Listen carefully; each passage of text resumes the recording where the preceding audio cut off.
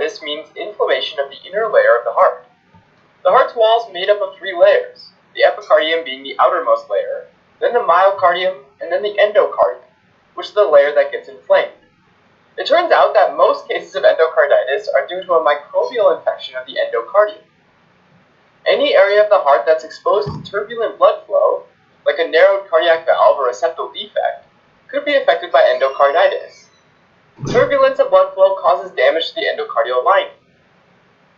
That damage exposes the underlying collagen and tissue factor, which causes platelets and fibrin to adhere, which forms this tiny thrombosis or blood clot. This is called non-bacterial thrombotic endocarditis, or NBTE, and it's non-bacterial because it happens even before the bacteria shows up. Then a microbe has to get into the bloodstream, and that might happen if a person has an obvious open wound or an abscess, a dental or surgical procedure, or injection with an infected needle or infected substance, usually while using illicit drugs. The valves are often affected because they're often the site of turbulent blood flow.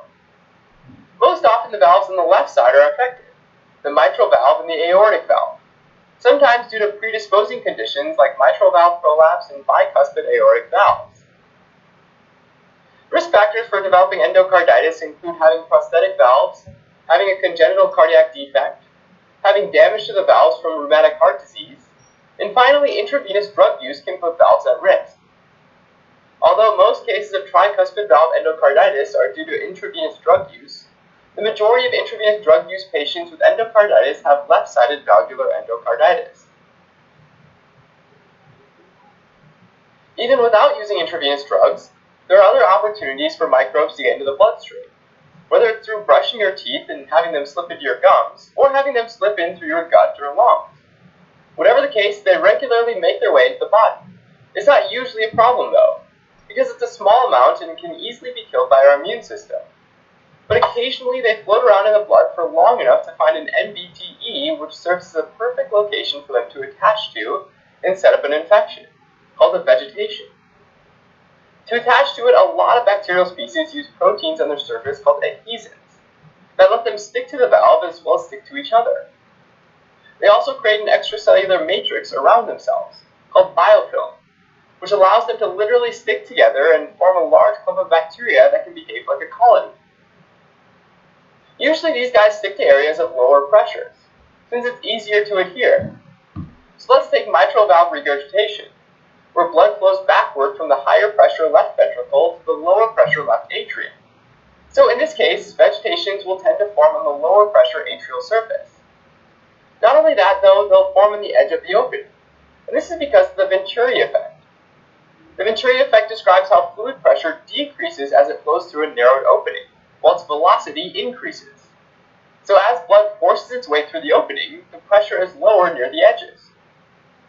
If the person had aortic regurgitation, meaning blood's going from the higher pressure aorta to the lower pressure ventricle, then vegetations would tend to be located on the lower pressure ventricular surface of the valve.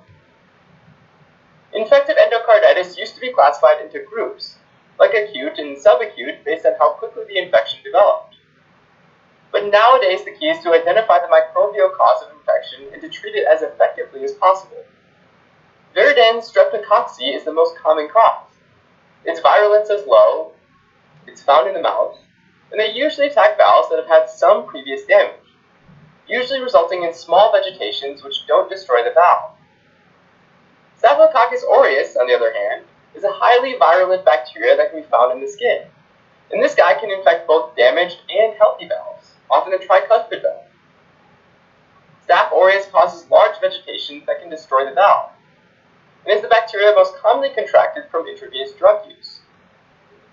Next we have Staphylococcus Epidermidis, which is a bacteria that loves foreign prosthetic material, like prosthetic heart valves. One way that the bacteria gets into the body is at the time of heart valve surgery, and it literally sticks around on the valve. Another common point of entry into the body, though, is through an infected intravenous catheter. Both of these scenarios usually happen in a hospital, so this would be considered a nosocomial infection. Two other bacterial species are Enterococcus faecalis and Streptococcus bovis, which are both normally found in the gut flora. But when somebody has severe colorectal disease, like colorectal cancer or ulcerative colitis, these gut bacteria can migrate across the gut lining and into the bloodstream, which becomes a setup for potential endocarditis. An even more unusual bacteria is Coxiella burnetii, which patients typically contract after exposure to infected animals like cows, sheep, and goats. The bacteria initially causes a disease called Q fever, but months or sometimes years after the initial Q fever, they can develop endocarditis.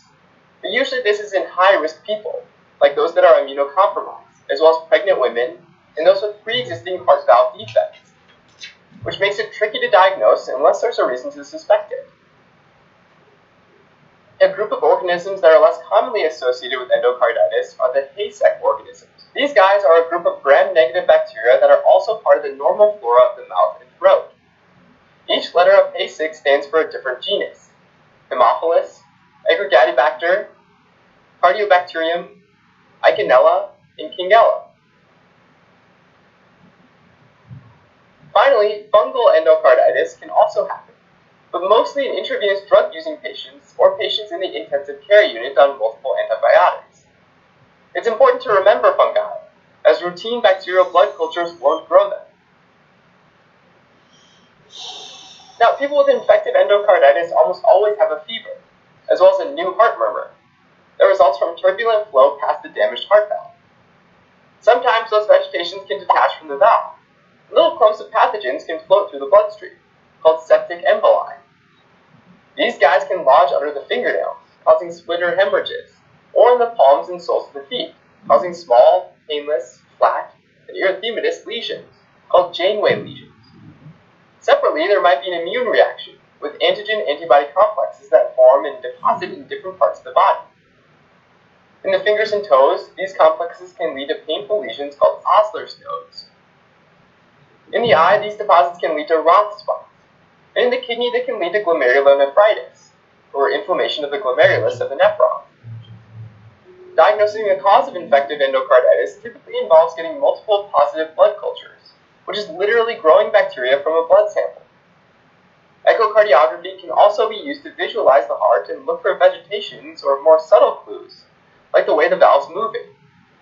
Depending on the organism that caused the infection, a prolonged course of antibiotics will likely be used to try and wipe out the infection, but surgery might be needed for severe cases, especially when the valve dysfunction causes heart failure or there are multiple emboli. It's also important to prevent endocarditis, especially among high-risk groups, like for example those with prosthetic heart valves, history of heart transplant, and a history of endocarditis. Before dental procedures, sometimes these people are recommended antibiotics, since remember that some of those microbes that cause endocarditis live in the mouth. Finally, there's Liebman-Sachs endocarditis, which is not infection-related. This one's usually associated with systemic lupus erythematosus, which is an autoimmune disease involving antigen-antibody complexes. In this case, they settle in the endocardium and cause inflammation. These areas of inflammation can happen anywhere on the valve surface or chordae tendineae, but typically happen on the mitral valve, leading to mitral valve regurgitation. In this case, inflammation can also happen on the atrial endocardium or ventricular endocardium. Alright, as a quick recap, endocarditis, or inflammation of the endocardium, typically develops from bacterial infection. Usually in this case, there's first some damage or injury to the heart valves, which leads to thrombi, which serves as a place for bacteria to adhere to and cause inflammation. Sometimes, though, it can be non-bacterial. One example being Liebman-Sachs endocarditis, which is associated with lupus, an autoimmune disease.